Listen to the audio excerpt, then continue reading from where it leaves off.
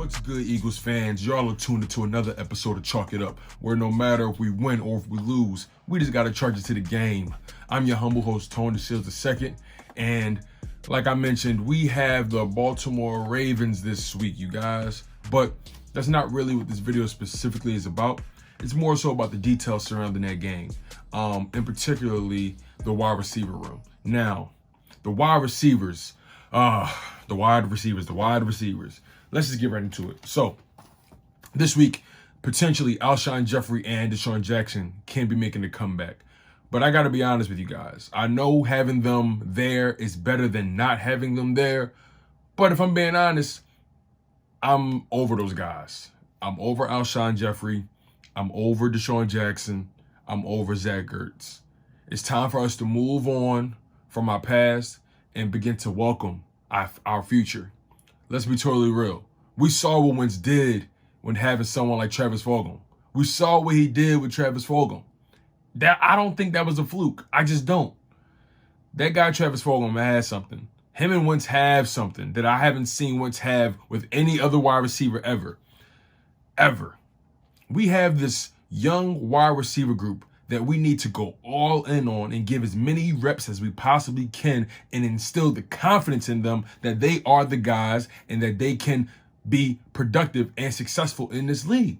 We can't train and nurture guys and grow guys and develop guys if we continue to bring back dinosaurs when they're not producing, they're not reliable, they're unhealthy all the time, can't get separation.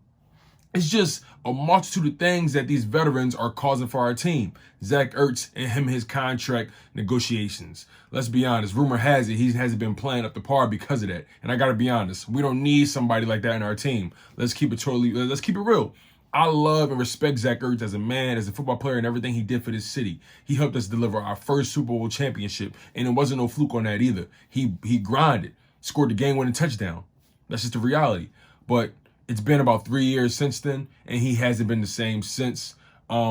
Granted, he did have that reception record the following year, but we all know what that really was. Wentz was just forcing the ball to him, and he really didn't trust anybody else. And that led to Alshon Jeffery breathing down his neck, saying the things he said to Josina Anderson, just saying that maybe Wentz is not the guy. I got more faith in Nick Foles. Now, this is all rumor and conjecture, but we all know it was Alshon Jeffery. We all know he confides in Josina Anderson.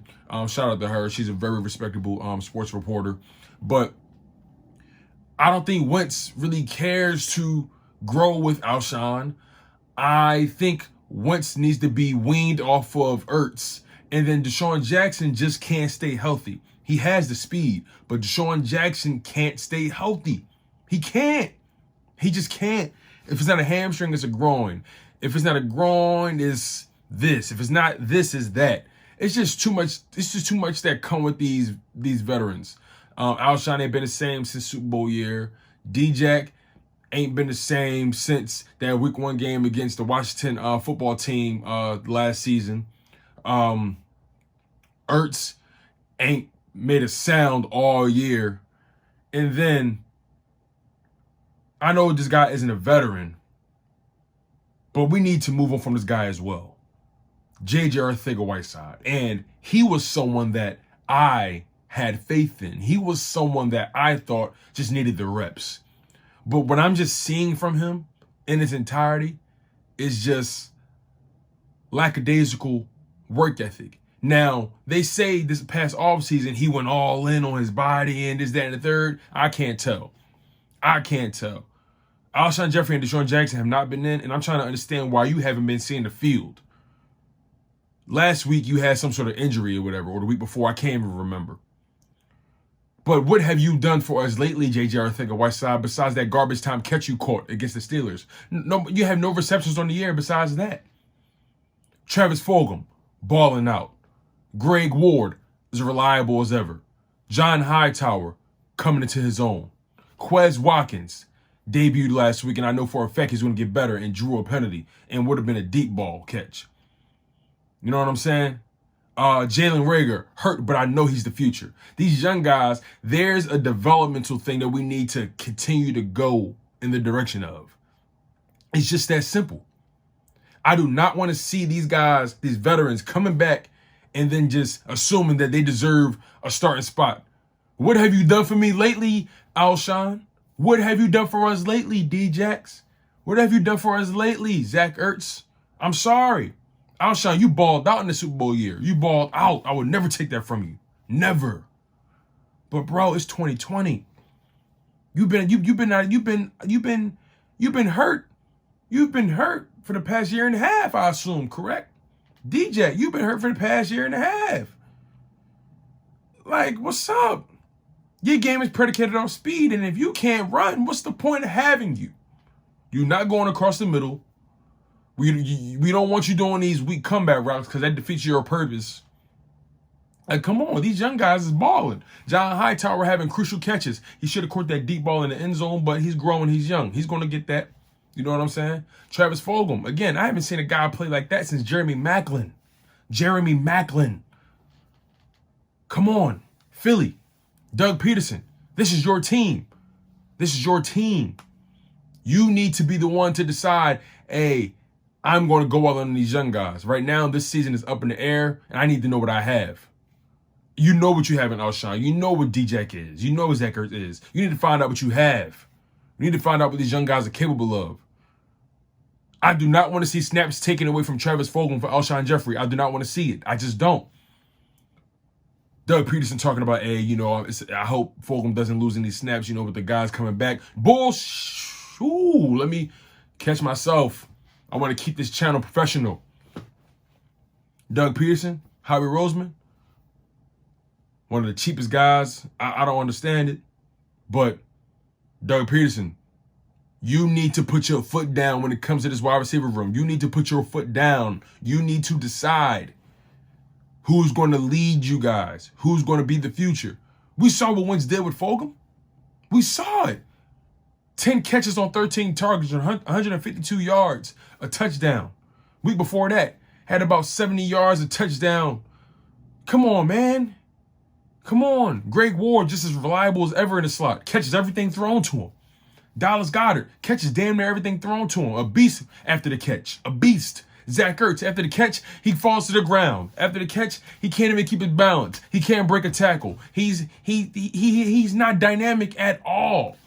He's a great route runner, but not dynamic at all. That's it. And I don't think the Eagles should give him that money. I think the Eagles should try to cut their losses, trade him, trade D-Jax, trade Alshon Jeffery. Do whatever you can to get rid of the dinosaurs and move on with these young bucks. Do what you have to do. And again, this is not me being grateful. I'm dying hard, but this organization is letting us down right now with their decision making.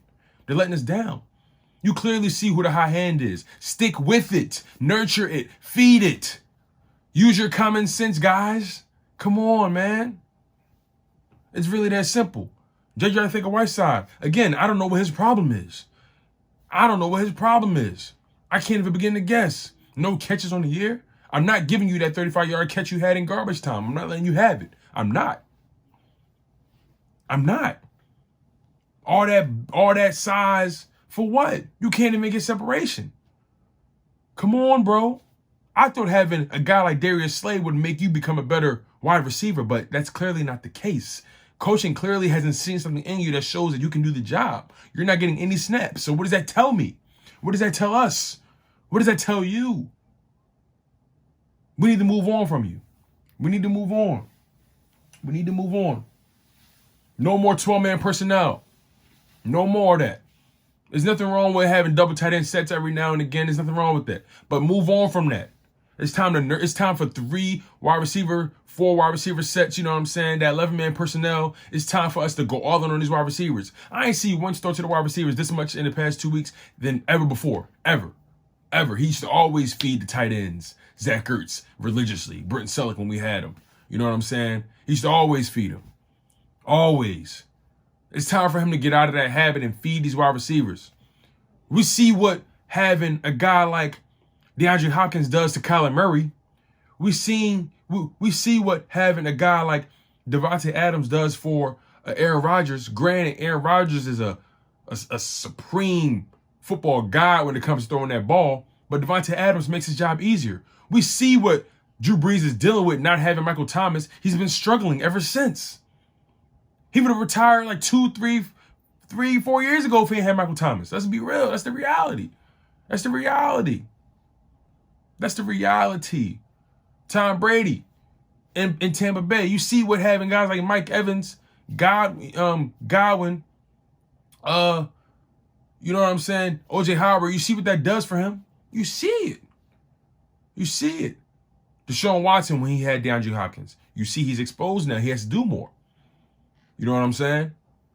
Having that guy that can just catch the ball any and everywhere is important.